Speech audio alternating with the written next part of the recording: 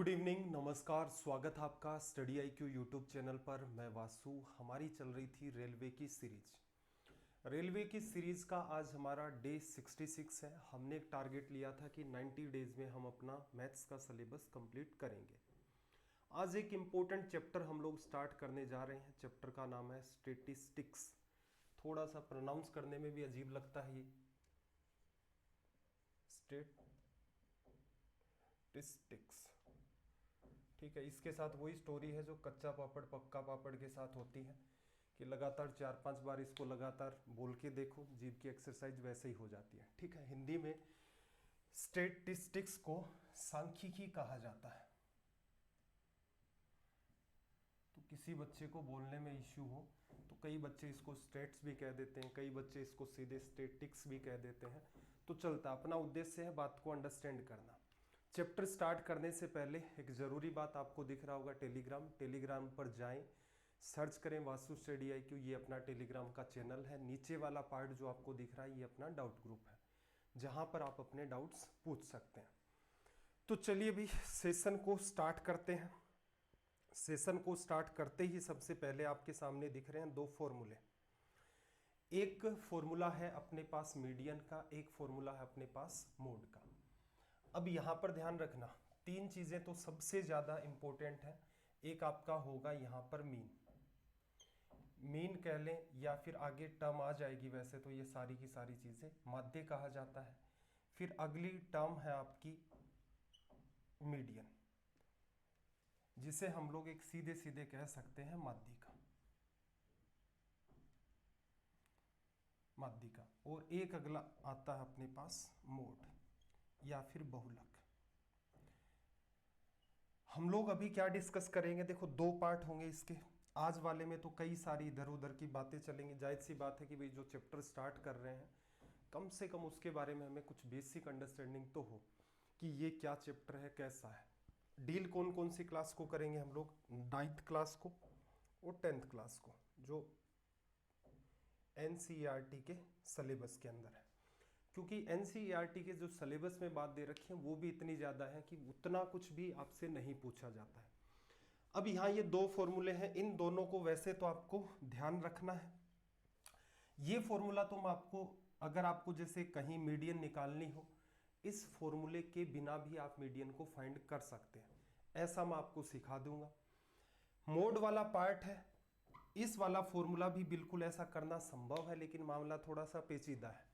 उसी चीज को एक्सप्लेन करने के अंदर कई सारे एग्जांपल्स की हमें नीड पड़ती है। मीडियन के अंदर नीड नहीं होती है।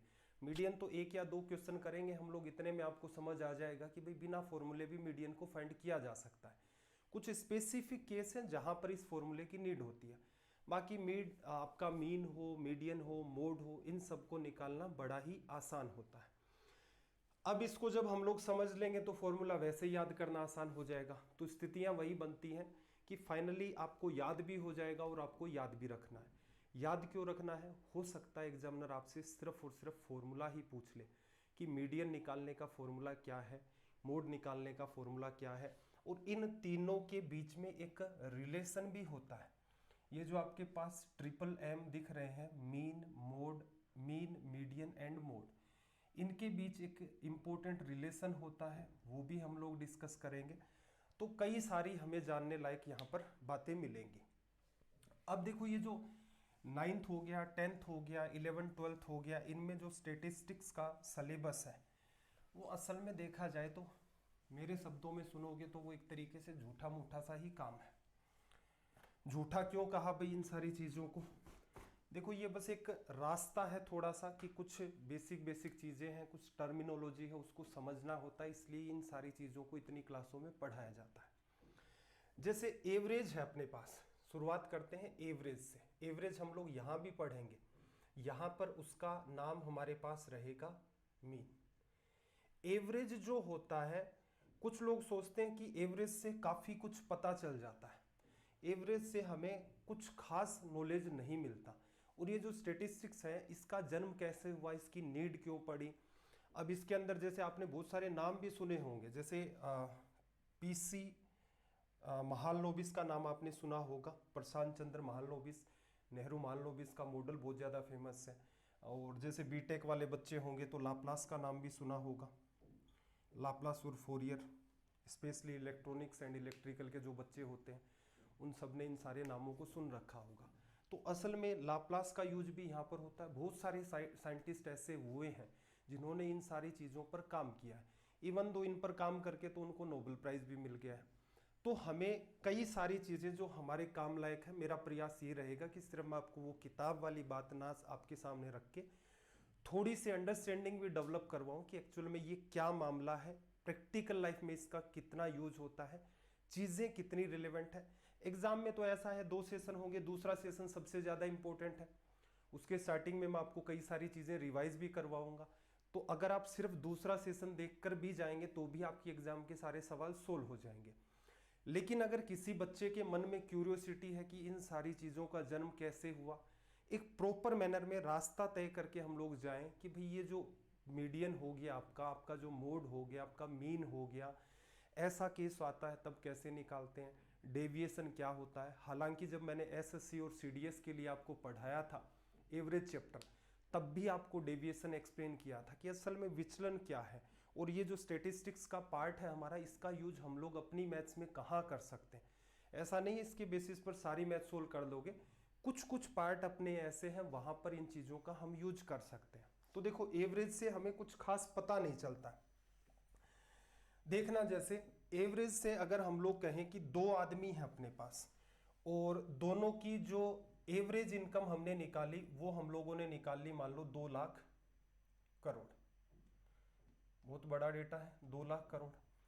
इन दोनों आदमियों के बारे में आपकी क्या राय है, ये कितने अमीर होंगे। अब कोई कहता है कि सर ये तो भयंकर ही अमीर हैं दोनों आदमी। हो सकता है एक हमने असिस्टेंट लोको पायलट को लिया हो, रेलवे में लगा हुआ आदमी है, और एक हमने मुकेश अंबानी को लिया हो, दोनों की इनकम रखी हो, एवरेज निकाला और इसकी वजह से 2 लाख करोड़ आ गया।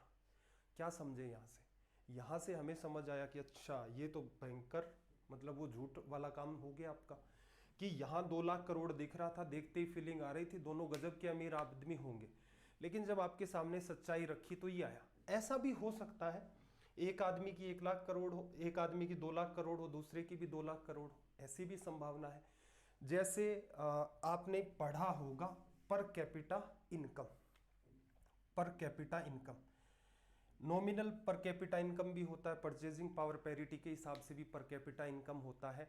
इसके ऊपर बहुत ज़्यादा क्रिटिसिज्म होता है, यूपीएससी के जो एस्पिरेंट होंगे उनको अच्छे से पता होगा, पर कैपिटा इनकम के ऊपर क्रिटिसिज्म होता है। जैसे मैं एग्जांपल की बात करता हूं कि मान लो 2018-19 के अंदर अपने देश की पर कैपिटा इनकम 1,25,000 रुपए थी, ठीक है। बस ज़्यादा दिमाग मत लगाना कि सर आप कौन सी बता रहे हो, पैरिटी वाली बता रहे हो, परचेजिंग पावर है, ये डेटा भी रैंडम, मेरा एक अनुमान है कि रफ इतना सा डेटा आपका चल रहा था। 1,25,000 पर कैपिटा इनकम है। पर कैपिटा इनकम का मतलब क्या होता है, नेशनल इनकम आपकी कितनी थी देश की, पूरे देश की इनकम के अंदर आपने पॉपुलेशन का डिवीजन किया। तो असल में देखा जाए तो ये क्या होता आपका एवरेज होता है, या फिर इसी को आप कह सकते हैं मीन होता है। तो इसका मतलब 1,25,000 रुपए निकल के आई। इससे कोई भी रैंडम आदमी, आप कहोगे कि भाई वहाँ एक देश है इस टाइप का, भारत जिसका नाम है, वहाँ पर रहने वाले आदमियों की पर कैपिटा इनकम 1,25,000 है, उससे उस आदमी को क्या फीलिंग आएगी, वो ये सोचेगा कि यार 1,25,000 कोई बहुत ज़्यादा तो नहीं है, एक साल के अंदर इतना ही पैसा कमाया जा रहा है, लेकिन ऐसा है ठीक है वहाँ पर कोई भूखमरी नहीं होगी, ठीक ठाक काम चलता होगा। लेकिन देश की एक्चुअल स्थिति आपको पता है कि ऊपर वाले अगर हम लोग 1,000 लोगों को यहाँ से निकाल दें, 1,000 लोगों को ऊपर से निकाल दें, तो ये पर कैपिटा इनकम जब आप निकाल करके देखोगे तो ये 8-10 हज़ार रुपये भी नहीं बचेगी। तो इसका मतलब क्या है, इसमें ऐसे भी लोग हैं जो साल भर में 4-5 हज़ार रुपये भी नहीं कमा पाते, या यूं कह लो कुछ लोग ऐसे भी मिलेंगे जो साल भर में 1,000 रुपये भी नहीं कमा पाते। अब आप कहोगे 1,000 रुपये ऐसे कैसा हो सकता है देश के अंदर, हो सकता है भाई, बहुत से ऐसे लोग हैं जहाँ पर मान लो उनको भीख मांगने के लिए भी कुछ नहीं मिल रहा है, गरीबी की वजह से भूखमरी से भी बहुत सारी मौत हो रही है। उसका रीज़न क्या है, आदमी के पास 100 भी रुपए होंगे, भूख मरने की ही नौबत आ गई है तो वो कम से कम खाना तो खरीदेगा। तो इसका मतलब एवरेज जो है वो भी कुछ खास नहीं बताता है, और स्टैटिक्स के अंदर एक एक पायदान आप चढ़ते जाते हैं, तभी आपको एकदम क्लैरिटी लाने के लिए इन सारी चीज़ों की नीड होती है, मीन की, मोड की। 12वीं तक वाला जो सिलेबस है उसमें कुछ खास आइडिया नहीं लगता, लेकिन जैसे जैसे आप आगे कुछ पढ़ते हैं तब आपको आइडिया लगता है कि असल में इस टाइप से कैलकुलेट किया जाता है। तो बात जो मैं आपसे कहना चाह रहा हूँ वो समझ आ गई होगी आपको कि इससे को एवरेज जो चीज़ होती है या मीन जो होता है उससे आपको कुछ खास आइडिया नहीं लगता है। और एक एग्जाम्पल और लें, जैसे मान लो मैं आपको एक एग्जाम्पल लेता हूँ कि आप अपने 4-5 दोस्तों के साथ किसी पिकनिक पर गए और वहाँ पर आपने एक झील देखी। समझना बात को कि एवरेज और मीन कैसे ये एक तरीके से धोखाधड़ी हो जाता है। आपने एक झील देखी, झील पर एक बोर्ड टंगा हुआ था किनारे पर, उसमें लिखा हुआ था कि इस झील की जो एवरेज गहराई है वो है आपकी 5 फीट। अब मान लो आपको ये लगता हो कि यार मेरी हाइट जो है वो तो 6 फीट है और इसकी एवरेज गहराई कितनी है, 5 फीट। इसका मतलब अगर मैं झील में कूदता हूं तो मरूंगा तो नहीं, पानी मेरे कुछ यहां तक आ जाएगा। आपने क्या किया, इस झील के अंदर छलांग लगा दी। अब पता चला जहां आपने छलांग लगाई वहां से वो कितनी थी, 10 फीट थी। क्या हुआ, डूब गए। तो इसका मतलब ये हो गया ना आपके साथ धोखा। आपने असल में देखा तो आपने एवरेज को पढ़ा है। क्लियर। ऐसा भी हो सकता था एक रिवर्स केस, मान लो आपको बहुत अच्छे तरीके से तैरना आता है। अब आपने क्या देखा, दोस्तों के अंदर हवाबाजी करने के चक्कर में देखो कि मैं वहां ऊपर से कूदूंगा। आपने दिमाग लगा लिया कि अच्छा 5 फीट है, इतनी ऊंचाई से गिरूंगा, क्योंकि तैराक बने हुए हैं तो आपको तो आइडिया ना कहाँ से कितना गिरोगे तब कितनी गहराई में जा करके लगोगे।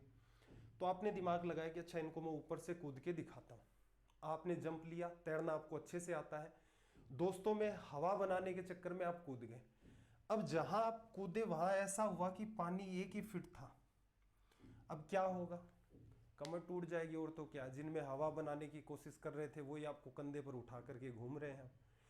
तो ये क्या हो जाता है, धोखा हो जाता है एवरेज की वजह से, हम कुछ और ही मान लेते हैं। तो एवरेज जो है वो इतना खास नहीं है। तो मेरे ख्याल से जो मैं आपको कहना चाह रहा हूँ वो बात आपको अच्छे से समझ आ गई होगी। 2 फॉर्मूले हैं, प्रयास करना कल तक इन दोनों को याद कर लो। एक फॉर्मूले का तो मैं सीधे सीधे समाधान कर लूंगा, लेकिन याद करने हैं। अब यहां पर देखो आपको एक बात और दे रखी है ऊपर, डेटा या आंकड़े, और इनको मीनिंगफुल इंफॉर्मेशन के अंदर बदलना ही असल में देखा जाए तो स्टेटिस्टिक्स होता है। हम लोग यहाँ पर 9th और 10th क्लास की बात करेंगे तो एक एक करके मैं आपको सारी की सारी चीजें यहाँ पर एक्सप्लेन करते हुए चलूंगा। देखना जरा, इसने क्या कहा कि कलेक्शन ऑफ डेटा, आंकड़ों का संग्रहण होता है, उसे हम लोग रो डेटा कहते हैं। बात को ध्यान से समझना, असल में क्या है। मान लो आपकी स्कूल के अंदर एक हिंदी का टेस्ट होता है, कितने मार्क्स का, मैक्सिमम मार्क्स क्या है आपके 100, ठीक है। और इस टेस्ट के अंदर टोटल आपके पास है 50 स्टूडेंट्स। क्लियर। अब टीचर आपको ये कहता है टेस्ट हो गया है, सबको उनकी नोटबुक वापस मिल गई है, सबको मार्क्स दे दिए गए हैं। टीचर आपको कहता है कि भाई सबके जाओ और मार्क्स नोट करके लाओ। तो आप जाते हैं, एक एक के मार्क्स नोट करते हैं। कोई कहता है मेरे 70 नंबर आए, कोई कहता है 81 आए, कोई कहता है मेरे तो 36 ही आ पाए, कोई कलाकार 24 भी लेकर बैठा है, कोई 97 भी लेकर के बैठा है, एटसेट्रा। तो इस हिसाब से आपने डेटा को कलेक्ट किया। तो ये जो आपने डेटा कलेक्ट किया है 50 स्टूडेंट के मार्क्स का, इसी को कहा जाता है रो डेटा। रो डेटा से क्या होता है भाई, रो डेटा से हमें कुछ अच्छी खासी इंफॉर्मेशन नहीं मिलती। जैसे इसमें ज़्यादा से ज़्यादा आपको क्या मिल पाएगा, ज़्यादा से ज़्यादा आप थोड़ा सा दिमाग लगाओगे तो ये ढूंढ लोगे कि भाई मैक्सिमम मार्क्स किस स्टूडेंट के आए या फिर मिनिमम मार्क्स किस स्टूडेंट के आए। इतना ही आपको पता चल सकता है, इससे ज़्यादा आप चीज़ों को नहीं बता सकते। तो ये रो डेटा है। अब इस डेटा को रिप्रेजेंट करने के अलग अलग तरीके हो जाते हैं। आपने मान लो इसे असेंडिंग ऑर्डर के अंदर अरेंज कर दिया, या फिर आपने इसे डिसेंडिंग ऑर्डर के अंदर अरेंज कर दिया। जैसे ही आप इस डेटा को अरेंज कर लेंगे तो ये होगा डेटा का रिप्रेजेंटेशन। कई टाइप का हो जाता है। जैसे आप एक तो यही कर सकते हो कि जैसे क्या हुआ, एक स्टूडेंट के 24 आए, सबसे कम मान लो 24 वाला है, फिर 26 वाला, फिर 27 वाला, 27 पर 2 लोग हैं, फिर मान लो 30 वाला, इस टाइप से आपने लिख दी। एक तो ये हो सकता है। रिप्रेजेंटेशन ऐसा भी तो हो सकता है कि आप दिमाग लगा लें कि भाई 0 से 20 तक कितने लोग हैं, फिर आप दिमाग लगा लें कि 21 तक कितने लोग हैं, तो इस टाइप का भी मामला हो सकता है। तो आप डेटा को रिप्रेजेंट करते हैं। अब आपकी क्या नीड है वो डिसाइड करेगी आपका रिप्रेजेंटेशन। जितना बेहतर आपका रिप्रेजेंटेशन होगा, जैसे इसी रिप्रेजेंटेशन को क्या है, हिस्टोग्राम की तरह का यूज करके भी आप रिप्रेजेंट कर सकते हैं, कोई ग्राफ भी बना सकते हैं। आजकल बहुत ट्रेंड में होता है टेबल वाला डेटा, तो ये मान के चलो आजकल नकली चीज हो गया, ग्राफ से चीजें बहुत बेहतर तरीके से समझ आ जाती हैं। जैसे मान लो आपको ये कहा जाए कि भाई आपके जो मार्क्स हैं, मान लो आप आजकल तो टेस्ट वगैरह जो लेती है ना, ये जितनी भी वेबसाइट्स वगैरह हैं, ऐप वगैरह हैं, तो वो आपको ग्राफ देना दिखाना स्टार्ट कर देती हैं। जैसे एक पहले तक क्या होता था, आपने मान लो 30 टेस्ट दे दिए, अब किसी के अंदर मान लो 100 में से 90 नंबर आए, किसी में 75 आए, किसी में 80 आए, इससे कोई खास आइडिया नहीं लगता था। लेकिन अगर आप इनका ग्राफ देखते हो तो ये लोग आपको ऐसा ग्राफ बना के रिप्रेजेंट करते हैं कि टेस्ट 1 से लेकर 30 तक आपके मार्क्स, तो आपने मार्क्स वगैरह कुछ इस हिसाब से देखे। तो यहां से आप समझ सकते हो कि अच्छा मेरे अंदर धीरे धीरे धीरे धीरे सुधार हुआ है, और अब मेरी क्या स्थिति चल रही है, अब मैं डे बाय टेस्ट के अंदर कैसा परफॉर्म कर रहा हूं। तो ग्राफ जो होते हैं वो इजी वे के अंदर और समझ में आने स्टार्ट हो जाते हैं। चलो भाई, हो सकता है कुछ बच्चों को देखो भाई आज का सेशन कुछ बोरिंग भी लगे, लेकिन मुद्दा ये है कि जो मैंने सोच रखा है वो तो मुझे पढ़ाना वैसे भी है, और कल की जो क्लास होगी बिल्कुल उससे काम चल जाएगा। लेकिन कल मैं किसी टर्मिनोलॉजी को एक्सप्लेन नहीं करूंगा डिटेल में जा करके, तो पेशेंस बनाएं और सुन लें। देखो एक एग्जाम्पल लिया हमने, यहाँ पर हमने एक एग्जाम्पल, थोड़ा सा इसको मैं बड़ा कर देता हूं, मान लो समझ दिख नहीं रहा हो प्रॉपर। 10 स्टूडेंट्स के आपको मार्क्स दे रखे हैं। अब आपसे पूछता है रेंज या फिर परिसर। जो यहां आपने शब्द देखा, शब्द क्या आपके पास, रेंज, हिंदी में इसे कहा जाता है परिसर, रेंज। रेंज एक्चुअल में है क्या, जो आपका मैक्सिमम है और जो आपका मिनिमम है, इन दोनों के बीच का जो गैप होता है, असल में वही रेंज है। जैसे ये डेटा इसने दे रखा है, तो यहां पर देखो इसने रो डेटा ही रख दिया आपके सामने सीधे सीधे। एक स्टूडेंट के 55 मार्क्स है, फिर 36 है, 95 है, 73 है, 60 है, 42 है, 25 है। तो इसका मतलब यहां पर आपको रेंज निकालने में भी चैलेंज आ सकता है। जैसे मैक्सिमम ढूंढोगे, पूरे में आपने दिमाग लगाया कि अच्छा 95 है, माइनस किया आपने, इसके अंदर सबसे कम आपको क्या दिख रहा है, 25 दिख रहा है। अगर इसे ही आप प्रॉपर मैनर में अरेंज कर देते तो ये जो सवाल है ये आप तुरंत के तुरंत सोल्व कर सकते थे। तो रेंज क्या आ गई भी, 95 में से आपने इसको लेस कर दिया, तो आपकी जो रेंज निकल के आई है वो कितनी हो गई, 70।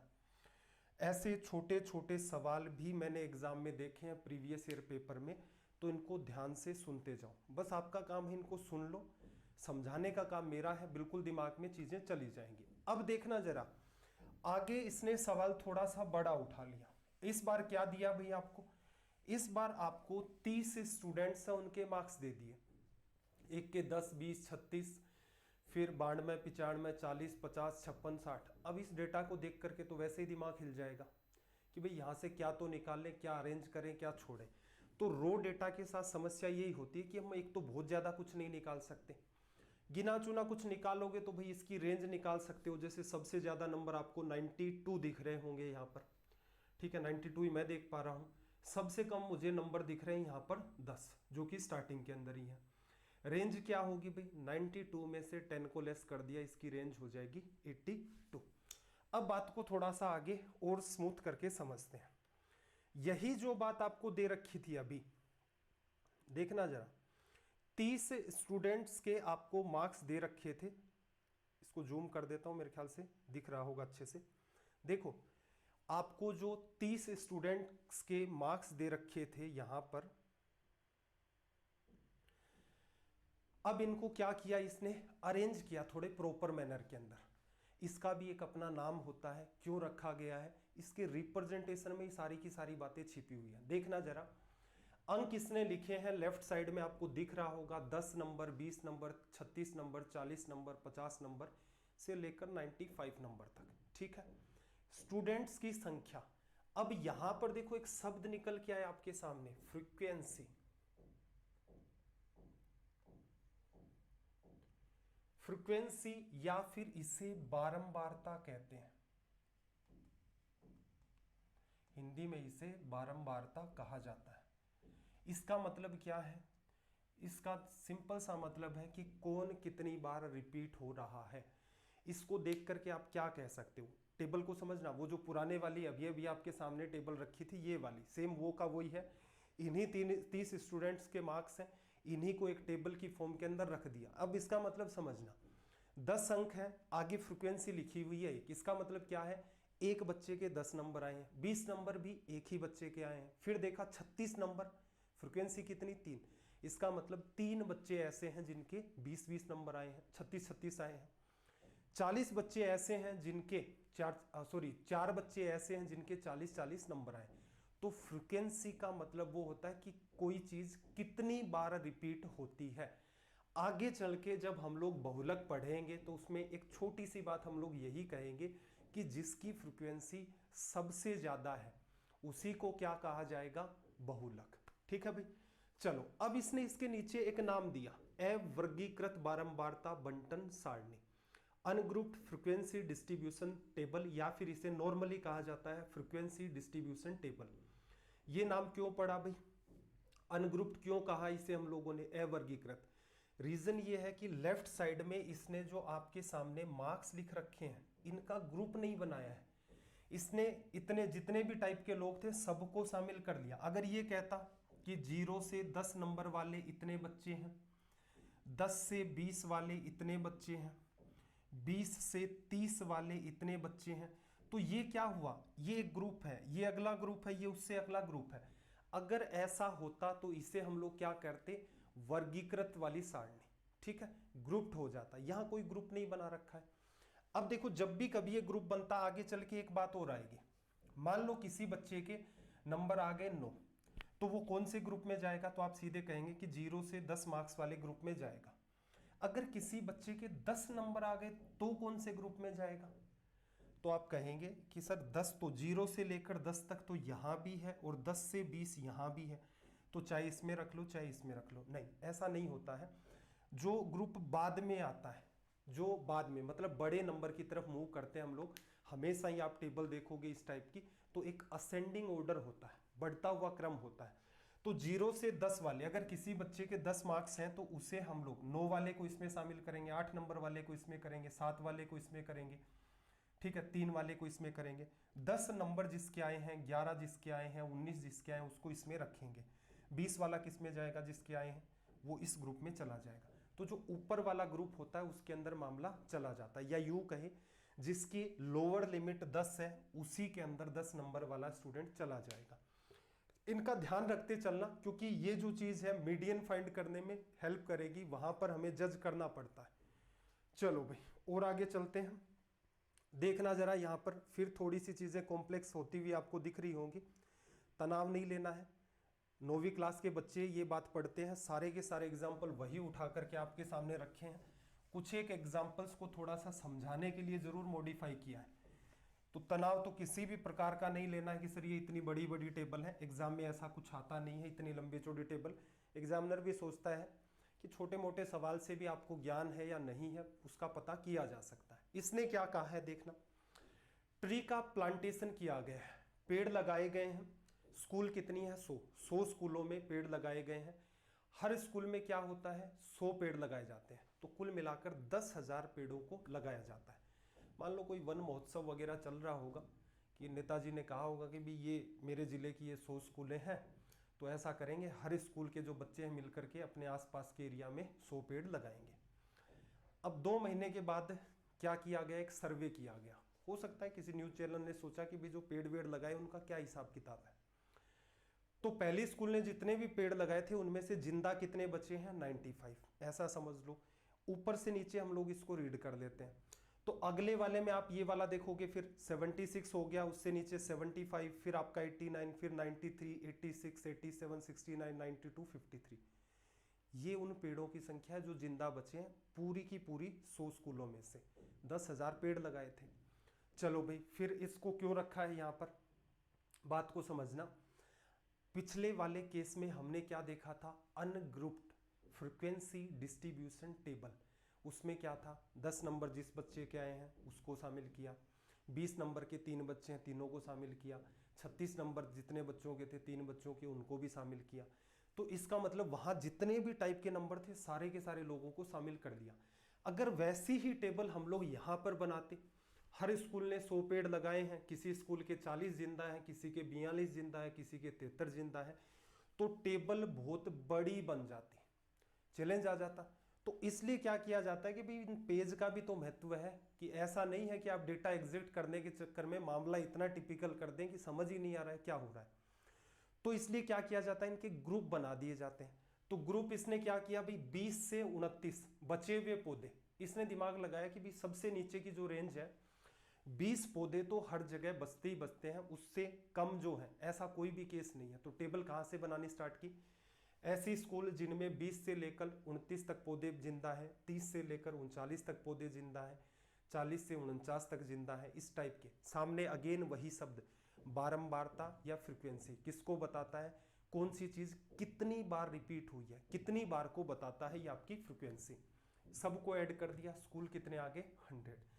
तो यहां पर फायदा क्या हुआ, यहां फायदा ये हुआ कि एक बहुत बड़ा डेटा था, लेकिन आपने जैसे ही उन सब की ग्रुपिंग कर दी तो वो इस टाइप का हो गया।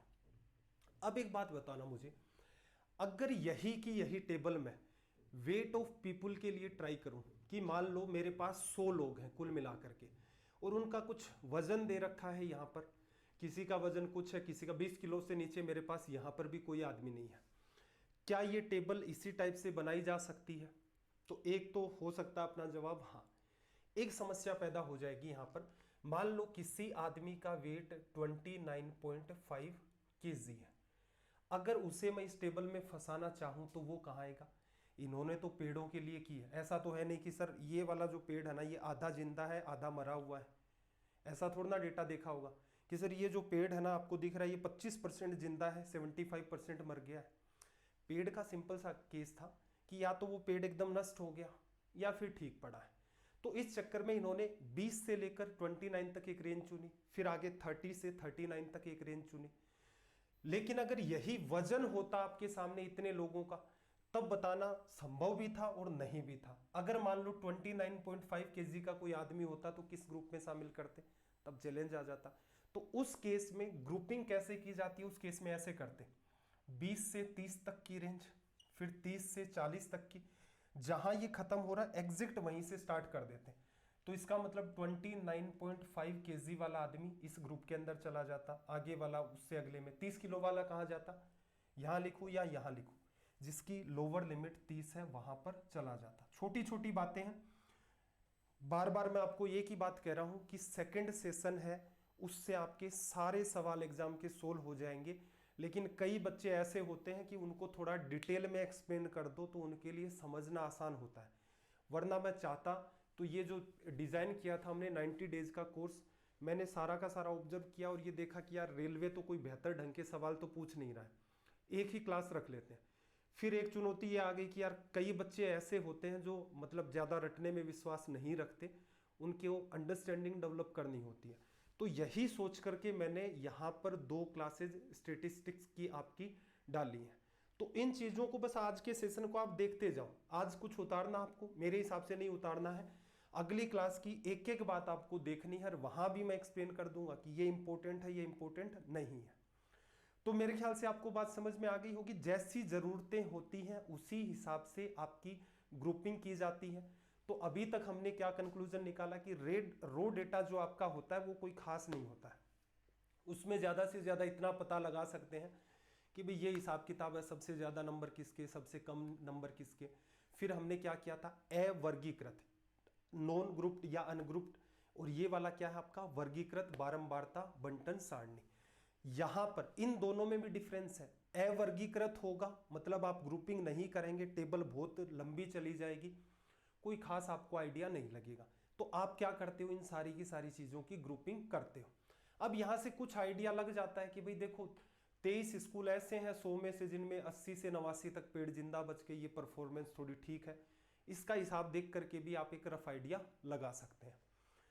चलो भाई थोड़ा और आगे की तरफ हम लोग यहाँ पर मूव करें तो अपने सामने कुछ शब्द निकल के आते हैं कि आंकड़ों का जो आलेखीय निरूपण है, ग्राफिकल रिप्रेजेंटेशन जो है, सीपीओ ने सवाल पूछे थे इसके ऊपर, मतलब सवाल तो कई बार है, कुछ तो सवाल इसी टाइप के थे जिनके अंदर उसने यही कह दिया था कि यहाँ पर मीन निकाल के बताओ। मीन का मतलब ऐसे एवरेज ही होता है, ठीक है।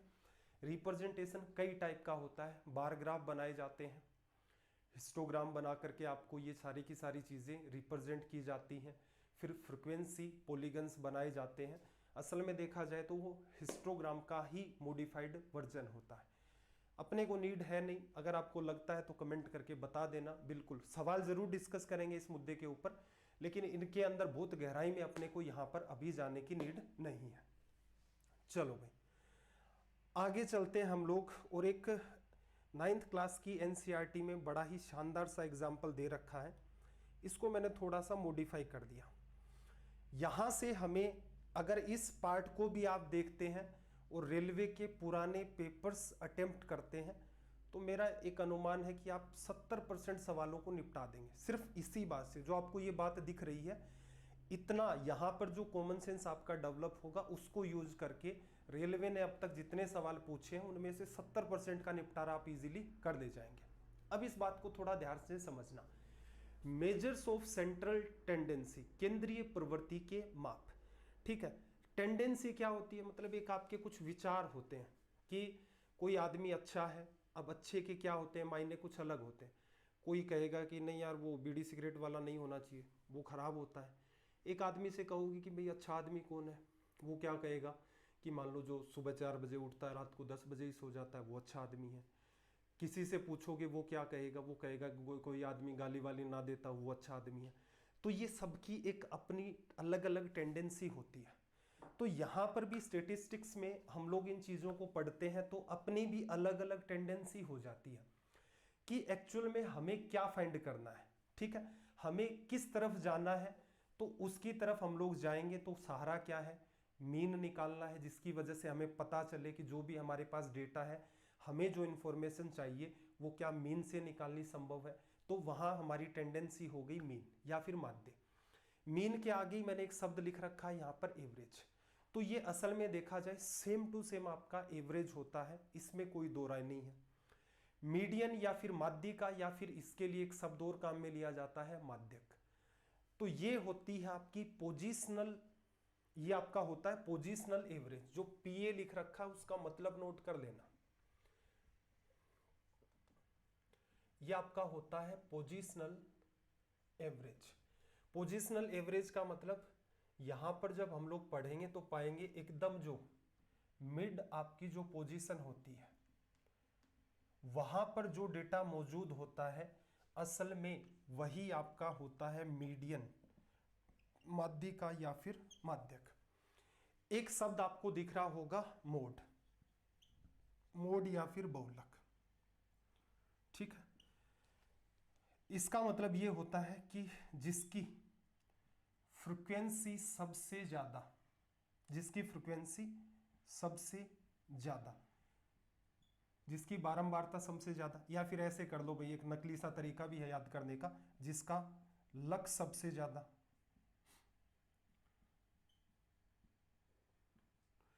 जैसे हम किसी जमाने में इनको पढ़ा करते थे, 12th के बाद भी एक बार और पढ़ने का मौका मिला तो हमारे गुरुजी ऐसे ही हमें समझाते थे कि मान लो गिफ्ट वगैरह कहीं मिल रहे हैं, किसी क्लास के अंदर प्राइज वगैरह मिल रहे हैं, तो एक आदमी, एक बच्चा है, उसे 3-4 बार मिल गए, तो इसका मतलब उसका लक खूब काम किया, बार बार उसी को गिफ्ट मिल रहे थे। तो इसका मतलब उस क्लास का जो मोड है उस प्राइज डिस्ट्रीब्यूशन सेरेमनी के अंदर, वो पर्टिकुलर लड़का है, उसका लक बार बार काम कर रहा था, इसीलिए उसको बार बार क्या है, प्राइज मिल रहे थे। तो बहुलक का मतलब होता है जो चीज सबसे ज्यादा बार आएगी। एक एक करके इस एग्जाम्पल से हमें कई सारी चीजें सीखनी है। इजी सा है, देखना जरा असल में है क्या। एक एग्जाम होती है, एग्जाम के अंदर कुछ सब्जेक्ट है, एक सब्जेक्ट के नाम आगे लिख रखे हैं, आपको दिख रहे हैं, हिंदी, इंग्लिश, फिजिक्स या फिर भौतिकी, केमिस्ट्री या फिर रसायन, मैथ्स या फिर गणित। एग्जाम कौन देता है, एक तो मैरी एग्जाम को देने जाती है, एक हरी एग्जाम को देने जाता है।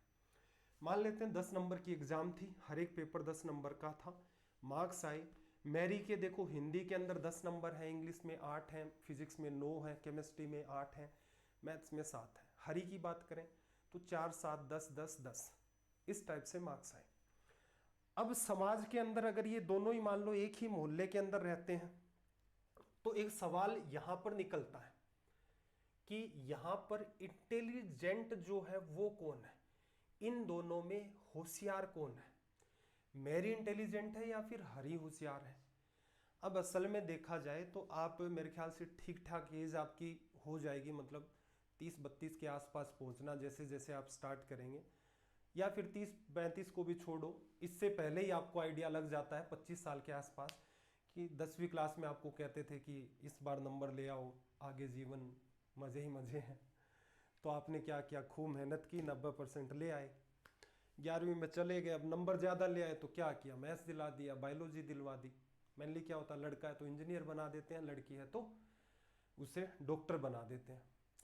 अब घर वाले फिर वही प्रेशर बना रहे हैं, समाज, सोसाइटी, स्कूल, टीचर, ये सब, वो कहते हैं कि 12वीं में नंबर ले आओ बस एक बार, आगे जीवन सेट है। फिर आप मेहनत करते हैं, फिर वही हिसाब किताब, मार्क्स ठीक आ जाते हैं। अब क्या होगा, भेजो भाई इसको कोटा, दिल्ली कहीं तो भेजो तैयारी करने के लिए। समाज फिर कह देता है, समाज के अंदर सारे इन्वॉल्व हैं, घर वाले, स्कूल वगैरह, सोसाइटी, एक वही है, वाइड डेफिनेशन है इसकी भी अपनी। आप चले जाते हैं, वहाँ भी मेहनत करते हैं, ठीक ठाक है।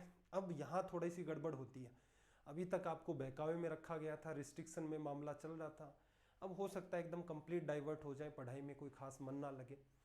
फिर भी मन लग जाता है, मान लो एक तो चांस ये बनता है कि भी ठीक कॉलेज मिल गई, वहाँ भी ठीक हिसाब किताब रहा तो बिल्कुल जीवन वैसा वैसा जैसा समाज कह रहा था वैसे चलेगा।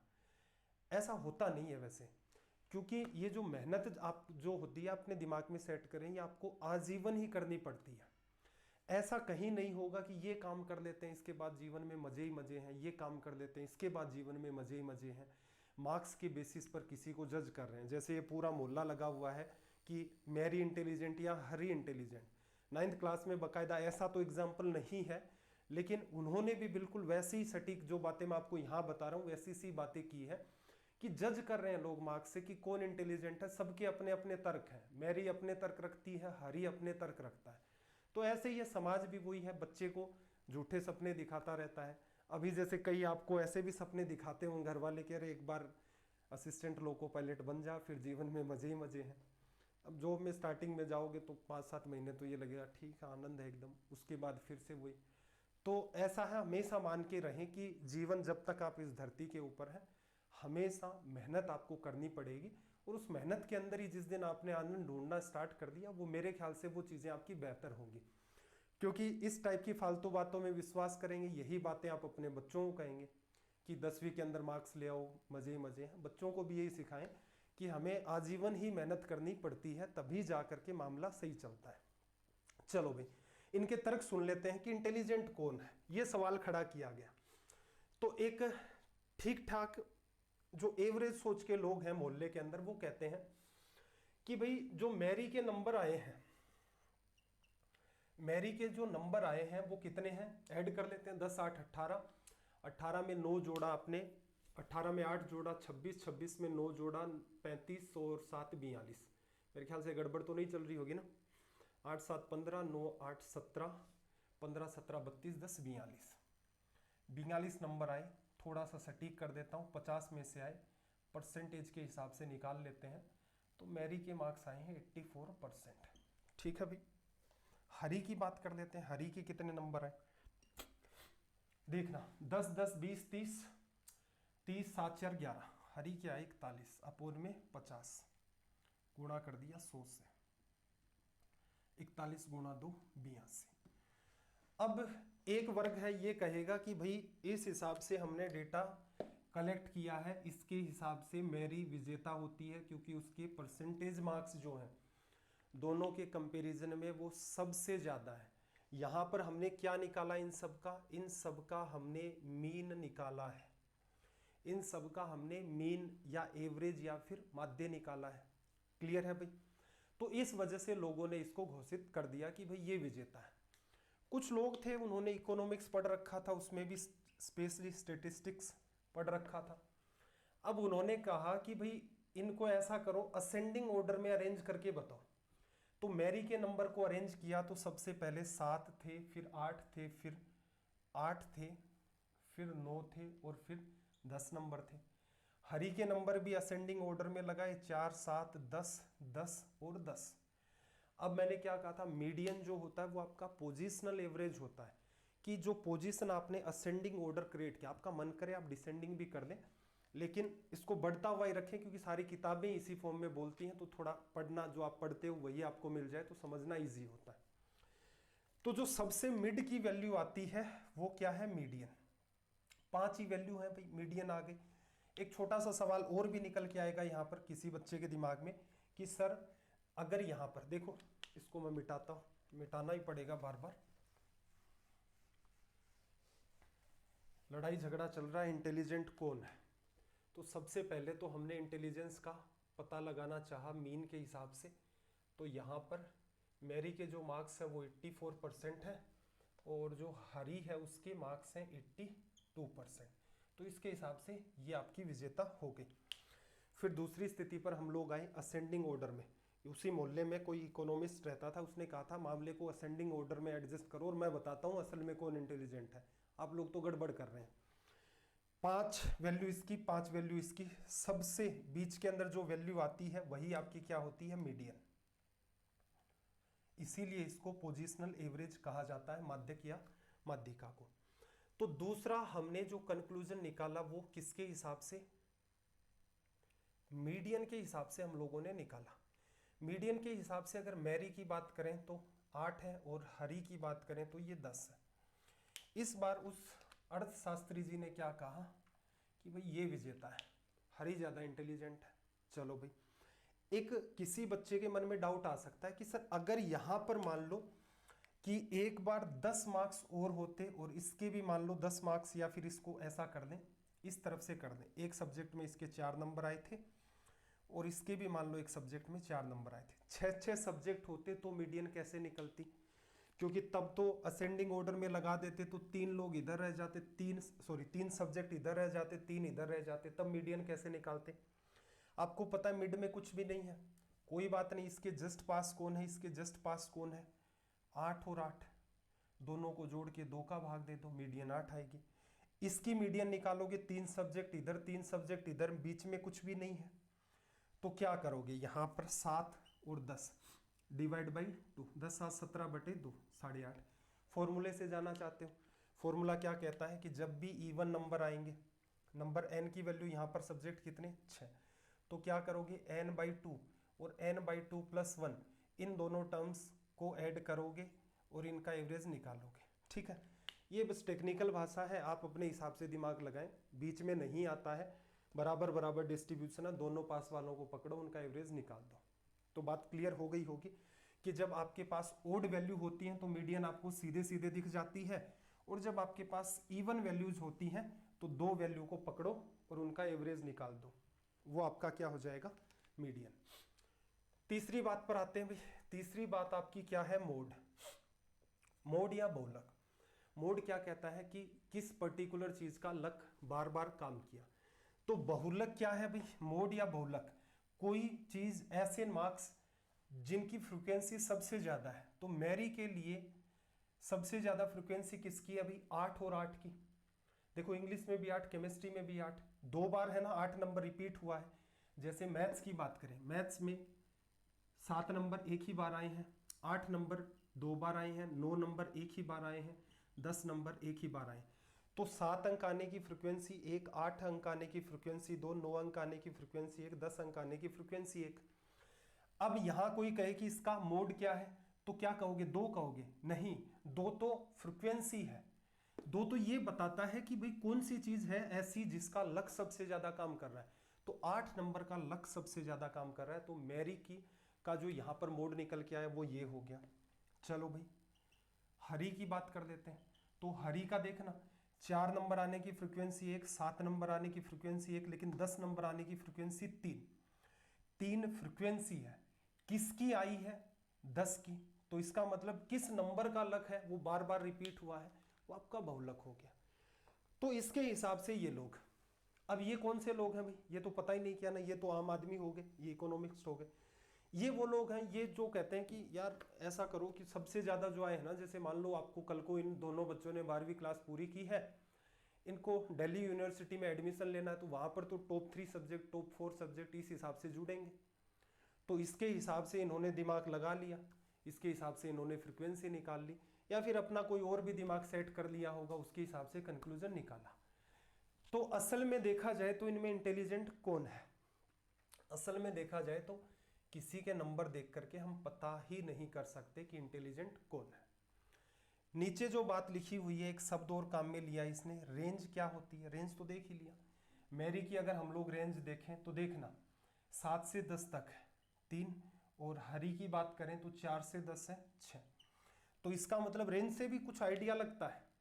रेंज ऐसा मत समझना रेंज से कुछ आइडिया, थोड़ा बहुत आइडिया लग जाता है कई बार कि इसकी तैयारी में बिखराव बहुत ज़्यादा है, और इसकी तैयारी में उस टाइप का बिखराव नहीं है, मार्क्स इधर उधर नहीं हुए। इसका मतलब इसने सारे सब्जेक्ट्स के ऊपर ठीक ठीक ध्यान दिया होगा। इसकी तैयारी में बिखराव ज़्यादा है क्योंकि इसकी रेंज बहुत ज़्यादा हो गई।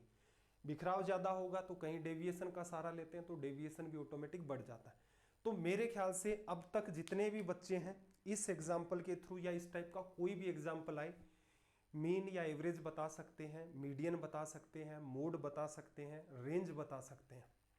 चलो भाई आगे की तरफ मूव करते हैं। एक बात और आपको यहां पर दिख रही होगी, बात को जरा गौर से देखना। मीन या माध्य, हमने समझा कि मीन या फिर माध्य जो होता है असल में आपका एवरेज ही होता है। क्लियर है? और एक साइन होता है जो आपको ये दिख रहा है, कई बार काम में लेते हैं, ये साइन आपका होता है सिग्मा का। सिग्मा का मतलब समेसन या फिर आप कह सकते हो एडिशन। जहां कहीं भी लिखा हुआ है इसका मतलब है एडिशन। जैसे यूज करने को ऐसे भी लिख सकता है 3, 5, 7, ये डाल के ये दे दिया। इक्वल में क्या है? ये बताता है कि अंदर जो भी मामला लिख रखा है ना उसको जोड़ के बताओ, तो ये हो गया 15। ठीक है, अपने 10वीं तक के सिलेबस में ऐसी कोई बात है नहीं, तो अपने को इसकी नीड नहीं होगी। नीचे जो बात आपको दे रखी है वो क्या दे रखी है भाई, इसको भी समझना। नीचे वाला जो पार्ट है, और ये मत सोचना सर ये कोई हाई फाई पढ़ा रहे हो, ये 9th क्लास का ही मैटर है सारा का सारा। और ये आपका एक्स आई, इसका मतलब क्या होता है? जैसे इसी एग्जाम्पल को मैं चेंज करूं, आई बराबर 1 2 लेकर के 5 कर दूं, और यहां पर मैं एक्स आई लिखूं, तो इसका मतलब क्या होगा? मुझे ऐड करके बताना है किसको? आई की वैल्यू 1 से लेकर आई की वैल्यू, ये वैल्यू क्या है, कहां से और कहां तक। रोडवेज की टिकट पर लिखा रहता है ना कहां से कहां तक, वही बात है यहां से यहां तक। आई की जगह पहले क्या लिखोगे? 1 आई की जगह, फिर 2, फिर आप 3, फिर 4 और फिर 5। किस चीज को बताता है? मैं मान लो ये कहूं कि 5 बच्चों का टेस्ट लिया गया है, उनके 10 में से कुछ नंबर आए हैं। पहले स्टूडेंट के कितने नंबर आए हैं? 10 में से 7, दूसरे के 2 नंबर, तीसरे के 5 नंबर, चौथे के 8 नंबर, तीसरे के 10 नंबर। तो आप ये भी कह सकते थे कि सीधे सीधे कि क्लास में जो टेस्ट लिया गया है समेसन डाला, समेसन क्या बताता है? एडिशन। किनका?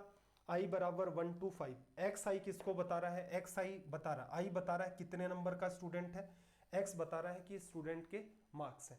तो 5 स्टूडेंट के लिए इस बात को रिप्रेजेंट करना होता, तो रिप्रेजेंटेशन का ये तरीका है। इसी चीज को जो हमने पढ़ा था अभी मैंने ब्रैकेट में डाल दिया, और एक्चुअल में मीनिंग निकालोगे तो 10 8 18 20 25 7 32।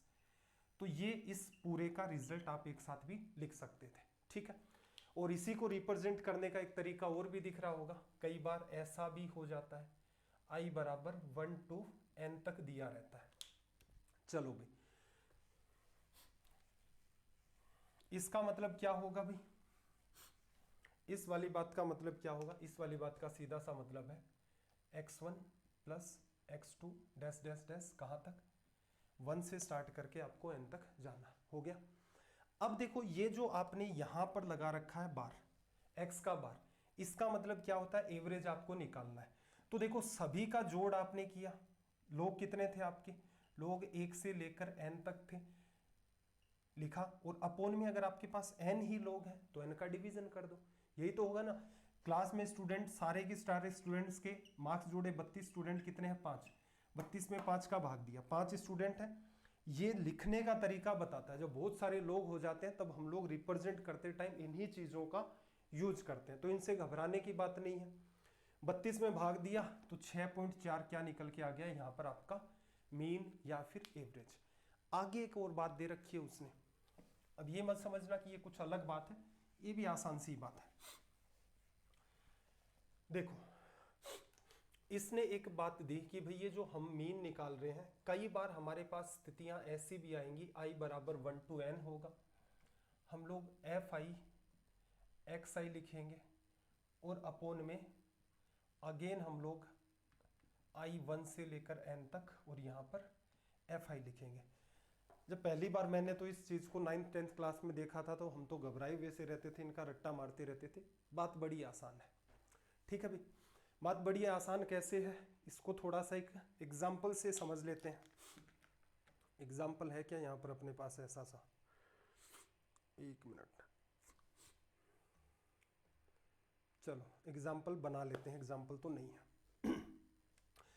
देखो एक एवरेज निकालने का ये तरीका था, मान लो कि आपके पास एक क्लास है, उसमें 5 स्टूडेंट्स हैं, ठीक है, 5 स्टूडेंट हैं, नंबर आए थे कुछ 7, 5, 8, 10, 2 इस टाइप से, 5 का भाग दे दिया, 10, 20, 7, 5, अच्छा वो का वही डेटा लिखा गया है, 6.4 निकल के आया था। कई बार क्या होता है, बात को समझना, कई बार क्या होता है 10 नंबर लाने वाले अपने पास स्टूडेंट्स कितने हैं, 3 स्टूडेंट्स, 15 नंबर लाने वाले 2 स्टूडेंट, 20 नंबर लाने वाले अपने पास 3, 2, 5 और ये 4 स्टूडेंट, 40 नंबर लाने वाले 1 स्टूडेंट। कई बार ऐसा भी होता है कि टीचर ने मान लो 50 नंबर का टेस्ट लिया, 3 स्टूडेंट ऐसे थे जिनके 10-10 नंबर आए, 2 स्टूडेंट ऐसे थे जिनके 15-15 आए, 4 स्टूडेंट ऐसे थे जिनके 20-20 आए, 1 स्टूडेंट ऐसा था जिसके 40 नंबर आए।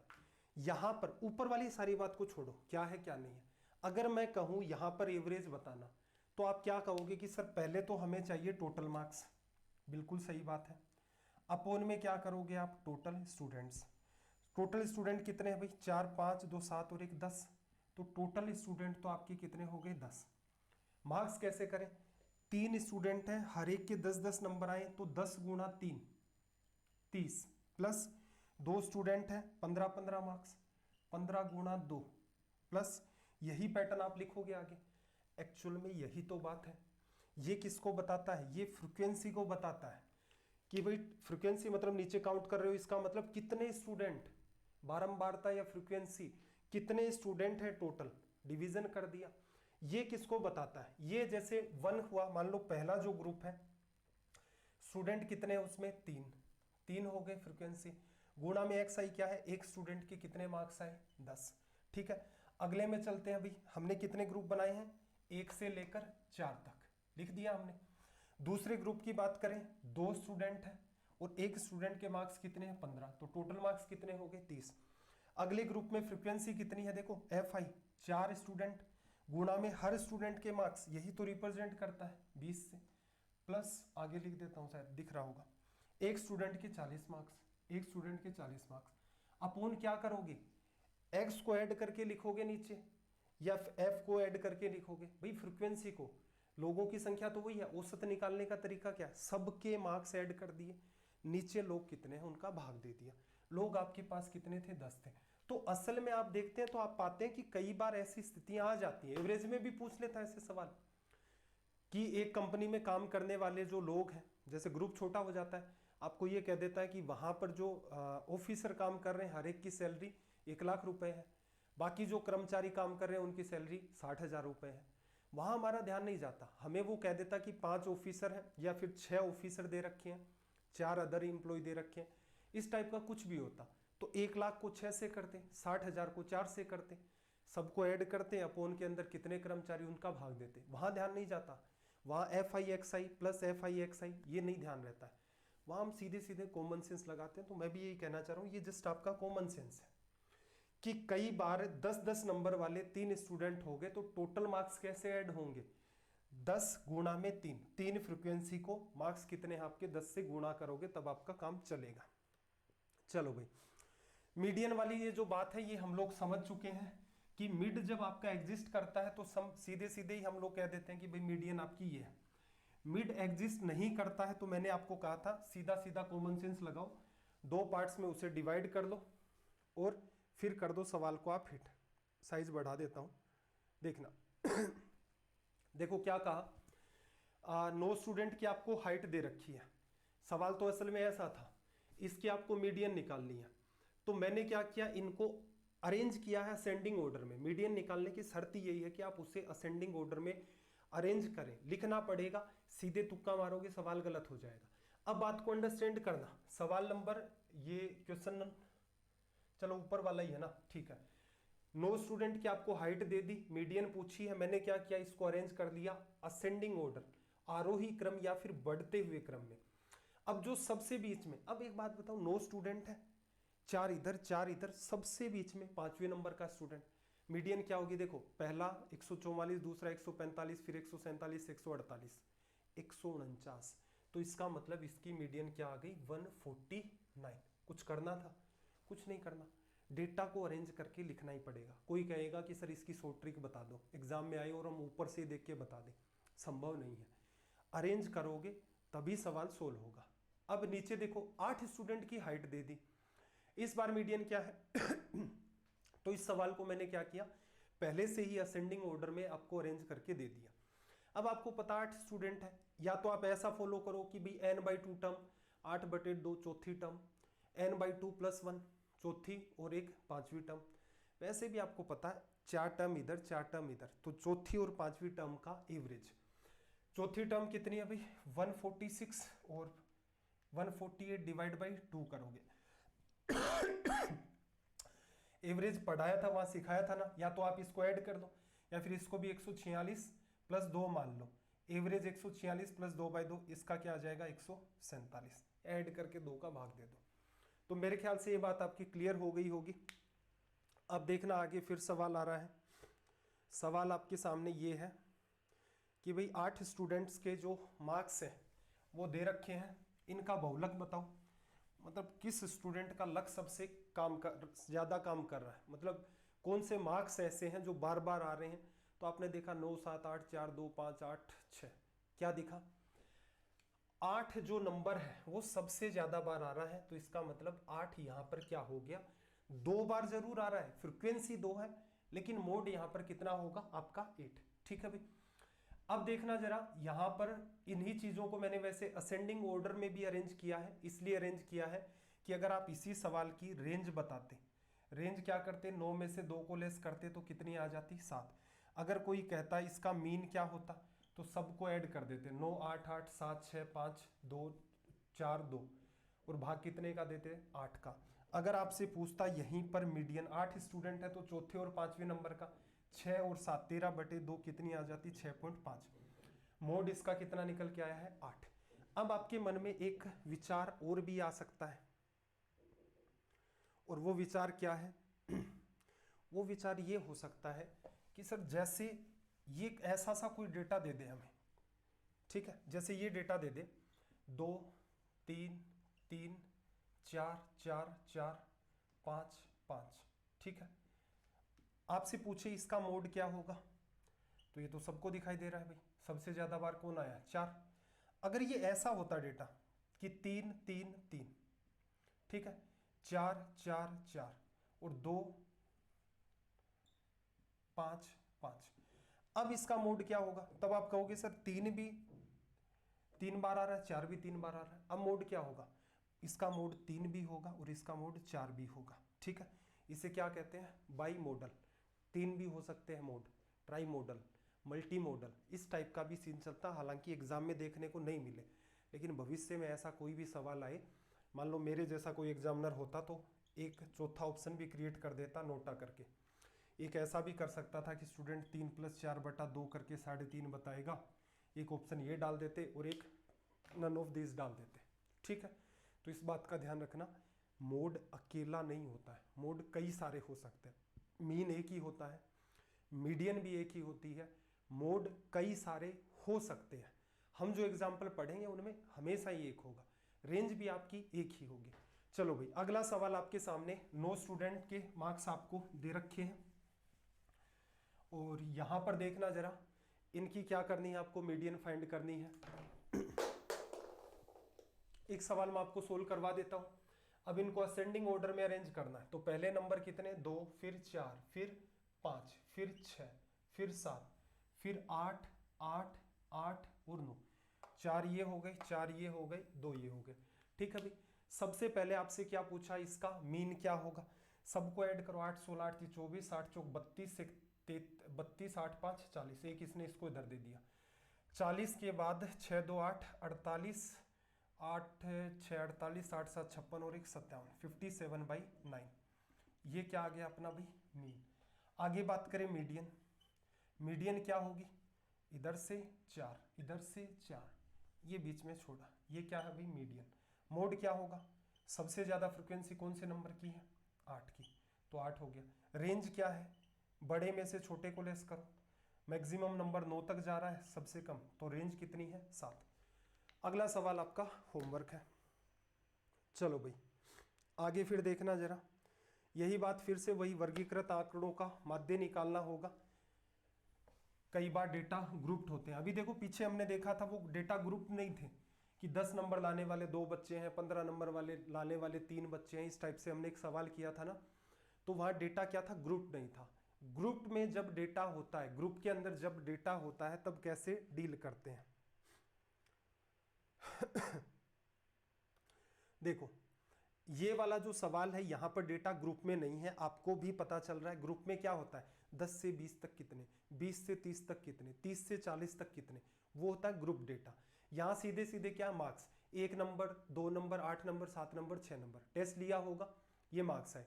नंबर ऑफ स्टूडेंट्स कितने हैं, फ्रीक्वेंसी को बताते हैं, 3 स्टूडेंट ऐसे हैं, 4 ऐसे हैं, 2 ऐसे हैं, ब्लू कलर वाले क्या है, फ्रीक्वेंसी। ऊपर जो पार्ट लिखा है रेड में वो क्या है, मार्क्स। मीन निकालना है, एवरेज। तो क्या करोगे, सीधे सीधे भाई 3 स्टूडेंट है, हर एक के मार्क्स 1, 4 स्टूडेंट है, हर एक के मार्क्स 2। इस टाइप से आप इन सारी की सारी चीजों को लिख लेंगे। क्या किया मैंने, फ्रीक्वेंसी को मार्क्स से गुणा किया, एफ आई को सी आई से, एक्स आई से गुणा किया। या फिर ऐसे सवालों में एक बार आपको आदत पड़ जाए तो 3 गुणा 1 3, 4 गुणा 2 8, 8 गुणा 2 16, 7 गुणा 5 35, 6 गुणा 6 36। भाग किसका दोगे, भाग किसका दोगे, ऊपर एक्स आई का भाग दें या एफ आई का, कॉमन सेंस लगाओ यार, मार्क्स का डिवीजन थोड़ा ना जाएगा। सारे स्टूडेंट के नंबर लिख लिए तो भाग किसका दोगे, कितने स्टूडेंट हैं, फ्रीक्वेंसी का ही तो भाग दोगे। 6 5 11 12 13, 13 और 3 16 और 4 20। तो ये आपको यहां पर करना है। मेरे ख्याल से बात आपको समझ आ गई होगी। अगर यही बात देखो, एक एग्जाम्पल और दिया है, अगर यही बात आपसे पूछ ले मीन निकालने वाली, ठीक है, इसको मैं एक्सप्लेन कर देता हूं, उम्मीद नहीं है मुझे इस टाइप का कोई सवाल पूछेगा। ग्रुप्ड डेटा के अंदर दिख रहा होगा, या थोड़ा सा और जूम कर देते हैं अभी,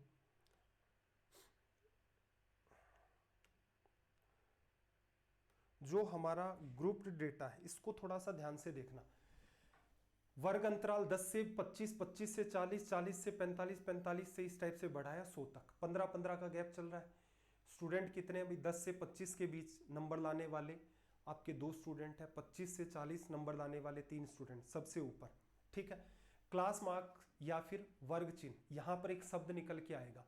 तो जब भी कभी डेटा ग्रुप में होता है तो एवरेज निकालने के लिए हम हमेशा क्या करते थे, एफ आई को एक्स आई से गुणा करते थे। एफ फ्रीक्वेंसी, स्टूडेंट्स की संख्या, एक्स आई क्या था, एक स्टूडेंट के कितने मार्क्स निकल के आए। तो यहां पर देखो जब हम लोग एवरेज निकालेंगे तो देखो वर्ग अंतराल 10 से 25, 25 से 40 हमने लेफ्ट साइड के अंदर अरेंज कर दिया। उसके जस्ट राइट साइड में देखना, यहां पर उसके जस्ट राइट साइड वाला पार्ट है, स्टूडेंट कितने हैं, 2 हैं, 3 हैं, ये डेटा दे रखा था। अब एवरेज निकालोगे तो फ्रीक्वेंसी को एक्स से तो गुणा करोगे। तो क्या करें, 10 से 25 का जो ग्रुप है, अब उसमें 2 स्टूडेंट है, अब हो सकता है दोनों के 11 11 नंबर हो सकता है दोनों के 22 22 नंबर हो सकता है एक के 13 हो, एक के 24 हो सकता है दोनों के 17.5 17.5 हो। तो ऐसी संभावना, तभी मैं आपको क्या कह रहा था कि ये जितना भी मामला ये झूठ है, इससे कोई कंक्लूजन नहीं निकलता। लेकिन ये अगर आपको आता है तो भाई आप एग्जाम में सेलेक्ट हो सकते हैं। कोई आइडिया नहीं लग रहा है तो क्या किया जाता है, वर्ग चिन्ह लिया जाता है।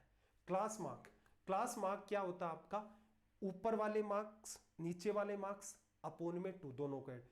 तो नीचे की रेंज 10 है, ऊपर की 25 है, ऐड किया 35 बटा में 2, 17.5। अब एफ आई एक्स आई निकालना आपको, सीधे सीधे 2 से गुणा करोगे, 17.5 को 35 आ गया। अगले में देखो 25 और 40 का मिड लेना पड़ेगा। अब चाहे यहां पर दोनों स्टूडेंट के नंबर 26-26 हो, चाहे दोनों के नंबर 39-39 हो, लेकिन जैसा हमारे पास डेटा उसके हिसाब से 25 और 40 का मिड मान करके ही हमें चलना होगा, जो 32.5 है। 3 से गुणा करोगे, वही एफ आई एक्स आई।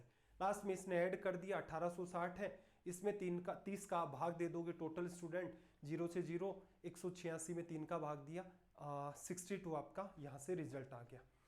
तो मेरे ख्याल से ये सारी की सारी बातें आपको समझ आ गई होंगी। यहीं पर आगे चल के अपना क्या आता है भाई, डेविएशन भी आएगा, डेविएशन या फिर विचलन। इसको तो चलो हम लोग अगली क्लास में डिस्कस करेंगे।